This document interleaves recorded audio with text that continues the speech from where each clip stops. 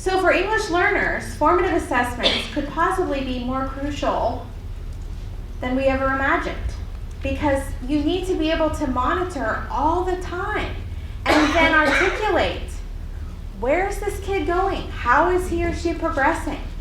How are we progressing as a classroom? And how are the native speakers of English connected to that progress? Because we're all in it together. They help teachers and students move forward, really identifying gaps. And are these gaps thinking gaps, or are they language gaps? Are they learning gaps? We have some students in our classrooms that have had interruptions in their education, and so it could be a combination of things. We also want the formative assessments to be highly student-centered. Put the kids in the middle of the process. Let them tell you, let them show you what they know. And that they're focused on progression. I think it came out in one of the conversations, maybe it was the last one, about just keep going through the week. Because what they know at the end of the week may be shaped very differently as they put those pieces of the puzzle together versus what do they know at the end of day one.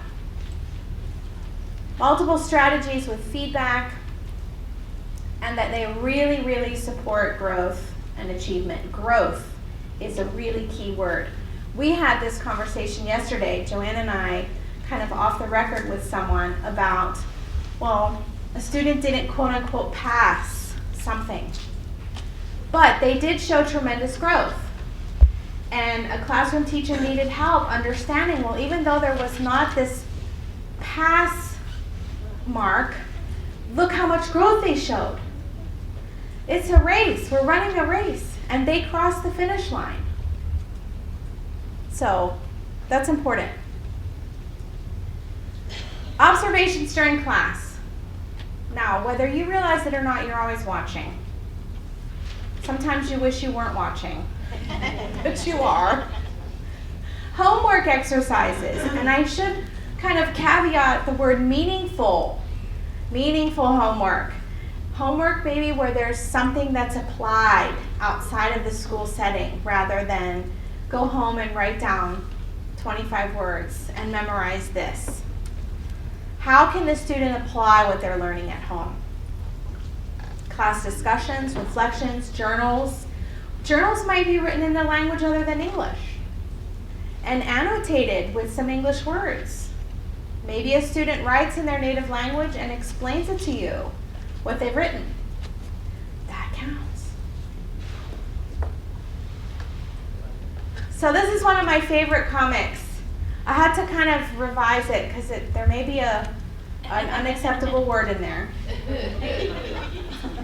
So it says, only in math problems, and I'm not dumping on you, okay?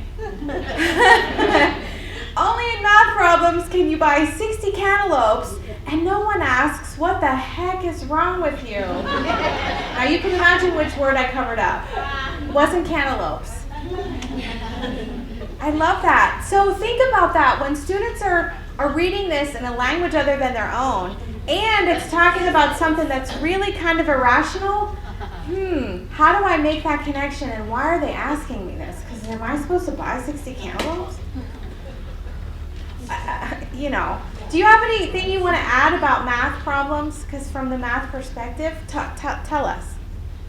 Well, there's this other comic that's Foxtrot, and Jason is asking, or Paige is having problems with her math homework, and he says, oh, it'll cost you $2.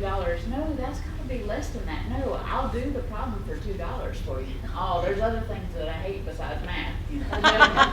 Okay. I was thinking about when my son was in 4th grade and he was coming home with Common Core stuff and a math problem that he had. And I had to take a screenshot of it and save it because the word share, they were talking about buying shares in a company. And the word share was used 5 times in one word problem, and it had to do with sharing. One of the lines was, if you shared your shares with your sibling, I mean, I just thought for an English language learner, well, really for my son too, and the bottom line is I had a hard time figuring it out. Absolutely. So the construction, why would a fourth grader have any way to connect to that, first of all? And who has money to buy shares? That's what I want to I mean, know. it left a deep impression on me, so. Okay, yes. I don't know if other districts are having this phenomenon, but in Winston-Salem, our L's are outperforming our English speakers rather than our L's are outperforming the native speaking English. We do have that in some other districts. I know in Henderson County In even. math. Yeah. Yes, and in Henderson County in some of the dual language schools, they're way higher Our dual outperforming. language schools are outperforming the kids in just about. Yeah. That's a whole nother workshop. I know.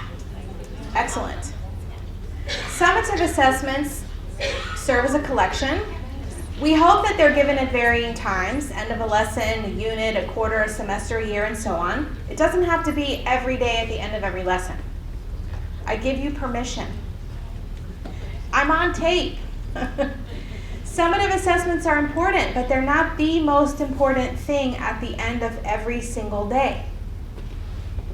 They also can provide a summary of performances, and most of the time they happen at the classroom level, at the school level, the district level, the state level.